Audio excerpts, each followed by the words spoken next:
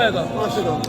Əhsən. Eləyik istədin düşsün, uqal üstdən yerə səqqa, fəvahiyyətlədir, yorulmuş vaxtı ki, xət bəndinəm.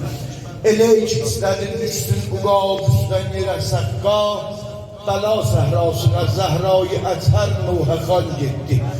Əbülfəz Məkkədən yıxılan boğası gözlü bir xanım səsdir. Oğlumun sərləşgəri, balalarımın səqqası Əbülfəz çəkildi başı bir fələk səfası olmayan yerə. Nənəm əgər qədəm qoyar balası olmayan yerə Əbülfəz başını qoydu sinəmin yarası olmayan yerə. Ya Əbülfəz Ərizlər tərəfindən ya Əbülfəz şəhədə gəldi ağanın başına, bağlıyına, ağanın başına, dizinin üstüne təlab yaraları qalırdı, hadisler uzacağı canlı.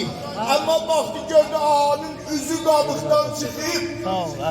Xəbər aldı qardaşım, Əbülfəz üzü niyə qabıqdan çıxıb? Dedik, mola, əgər anda məgə bir ox yerindən göz çıxar çıxmaz, ya Əbülfəz sürünsə bir nəfər qolsuz, qabıqdan üz çıxar çıxmaz, Hüseyin şahistə bir şahin qudumin nökəri öpsün, süründüm mən sənə sarı, bəni zəhra nədən görsün, səsən yoxsun.